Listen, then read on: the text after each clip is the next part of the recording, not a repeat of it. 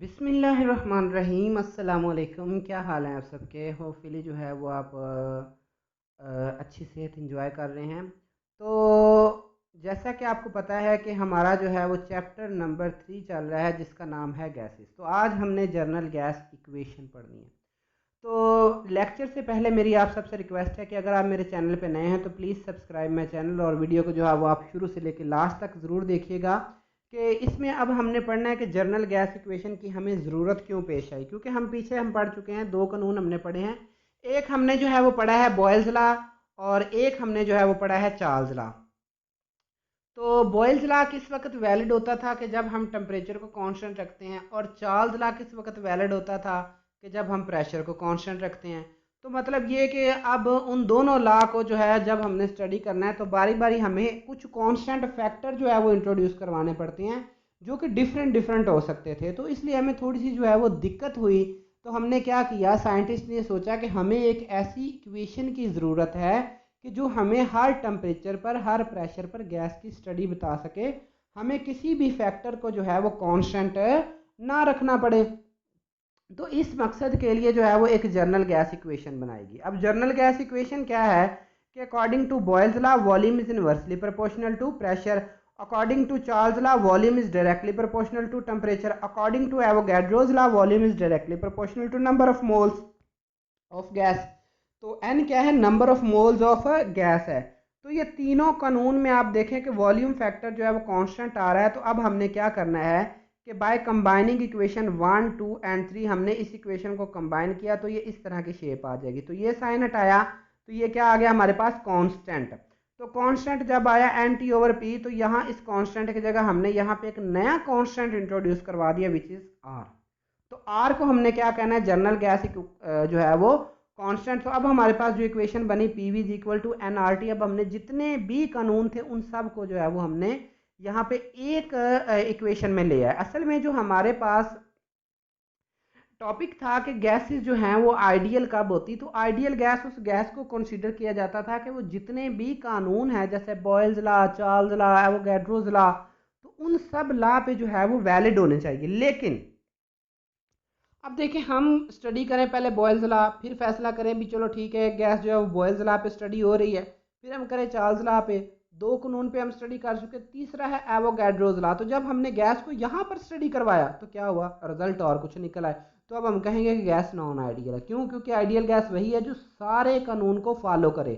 लेकिन अब अगर हम इस इक्वेशन से P V is equal to N R T, equation 4 है, अगर हम इसके लिहाज से चलेंगे ना तो फिर हमें बड़ी जो है वो आसानी होगी। देखिए अब हमें क्या करना पड़ेगा, पहले बॉयल्स लॉ की स्टडी करें, चार्ल्स लॉ की स्टडी करें, और फिर जो है वो गैस के बारे में बताएं कि ये आइडियल है कि नहीं। तो इस झंझट से बचने के लिए, टाइम के जो है वो वेस्ट से बचने के लिए हमने एक इक्वेशन बना ली है जो कि P V is equal to N R T. अब इस इक्वेशन को जो गैस फॉलो करती है हम उसको कहते हैं कि आइडियल गैस है। तो इसलिए इस इक्वेशन को क्या नाम दिया जाता है, आइडियल गैस इक्वेशन। और अगर कोई भी गैस इस इक्वेशन को स्टडी नहीं करती तो हम कहते हैं कि इट इज नॉन आइडियल। तो this equation tells us that product of pressure and volume, देखे ना प्रोडक्ट ये दोनों मल्टीप्लाई हो रहे, तो product of pressure and volume is equal to the product of number of moles and general gas constant R and absolute temperature T. तो अब variation of gas laws, अब आपने जो गैस लॉज है ना उसके मुताबिक इस गैस को कैसे, इस इक्वेशन को कैसे वेरीफाई कर सकते हैं, कैसे उसको वेरी, वेरी मतलब होता है change, V A R Y, vary का मतलब होता है तब्दील होना।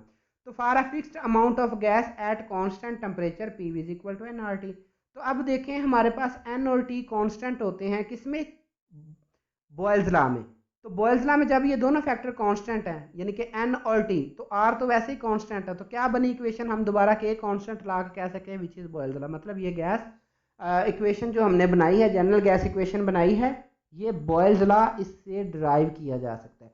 तो for a fixed amount of gas at constant pressure P V is equal to N R T. ठीक है, तो अब देखें पी को उधर लेकर जाएं, टी को इधर लेकर आए, तो ये सारे का सारा फैक्टर कांस्टेंट है किसके मुताबिक, चार्ल्स लॉ के मुताबिक। तो अब हमारे पास क्या इक्वेशन दोबारा हम गेन कर सकते हैं, V over T is equal to K, तो विच इज चार्ल्स लॉ। तो इसका मतलब ये है कि हम जनरल गैस इक्वेशन से चार्ल्स लॉ को भी वेरीफाई कर सकते हैं, और इसी तरह से जो है वो हम एवोगैड्रोस लॉ को जो वेरीफाई कर सकते हैं। तो हमें पता चला कि जो हमने इक्वेशन बनाई है इट इज़ गुड। तो journal gas equation for 1 mole of a gas, 1 mole of gas के लिए क्या इक्वेशन बनेगी, तो मोल एन से रिप्रेजेंट करते हैं। तो जब एन इज इक्वल टू 1 होगा तो ये P V is equal to N R T, n की जगह 1 लगाएं तो 1 RT, 1 को मल्टीप्लाई करें तो वही फैक्टर आता होता है।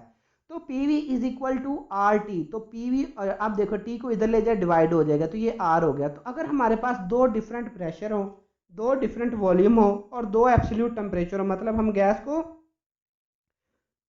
दो जगह पे फॉलो कर रहे हों गैस की, हमने दो वैल्यूज ले ली हैं, उसके प्रेशर की भी, उसके वॉल्यूम के भी, उसके टेम्परेचर के भी, तो which is equal to R, so P2V2 और ये भी is equal to R over T2। अब देखिए आर कांस्टेंट है तो P1V1 over T1 is equal to P2V2 over T2। तो ये हमारे पास जो है वो एक इक्वेशन आ जाती है। सो अब numerical value of ideal gas constant R की जो है वो हमने न्यूमेरिकल वैल्यू निकालनी है। सबसे पहले ये बड़ा अहम क्वेश्चन है, बोर्ड में अक्सर आ चुका है, ये लॉन्ग के तौर पर भी और शॉर्ट के तौर पर भी। शॉर्ट में कोई एक वैल्यू पूछी जाती है, लॉन्ग में सारे।